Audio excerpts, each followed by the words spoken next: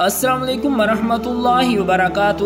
ناظرین اکرام، اکثر لوگ سوال کرتے ہیں کہ کیا ہم بستر پر لیٹ کر آیت الکرسی، درود پاک، چاروں کل وغیرہ پڑھ سکتے ہیں یا نہیں؟ اور دوسرا سوال یہ کرتے ہیں کہ کیا بغیر وضو بھی آیت الکرسی، درود پاک وغیرہ پڑھنا جائز ہے یا نہیں؟ تو ناظرین اکرام، سب سے پہلے جان لیجئے کہ نبی کریم صلی اللہ علیہ وآلہ وسلم کی سنت مبارکہ تھی کہ رسول اللہ صلی اللہ علیہ وآلہ وسلم جب بستر پر تشریف لے جاتے تو رسول اللہ صلی اللہ علیہ وآلہ وسلم سورۃ الفلق اور سورۃ الناس پڑھ کر اپنے ہاتھ پر دم کرتے، یعنی پھونک مارتے، اور پھر جہاں تک ممکن ہوتا اپنے ہاتھوں کو جسم پر پھیر لیتے۔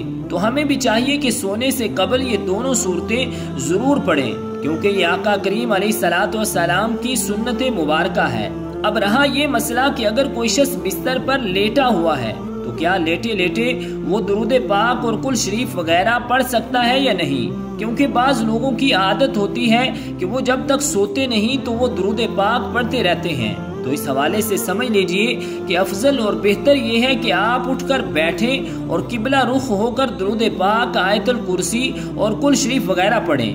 لیکن اگر کوئی لیٹ کر بھی پڑھتا ہے تو تب بھی جائز ہے۔ لیکن جب آپ لیٹ کر درود پاک پڑھیں یا پھر قرآن مجید کی کوئی سورت یا آیت تلاوت کریں تو اپنے پاؤں نہ پھیلائیں، یعنی اپنے پاؤں کو سمیٹ لیں، کیونکہ اگر پاؤں پھیلے ہوئے ہوں گے تو یہ ادب کے خلاف ہے۔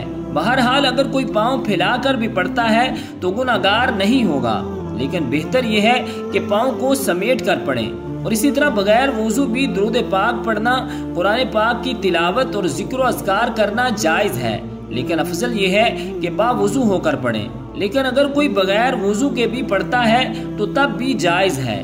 تو رب ذوالجلال کی بارگاہ اقدس میں دعا ہے کہ خالق کائنات ہمیں عمل کی توفیق اور ہمت عطا فرمائے، آمین بجاہ النبی الکریم الامین۔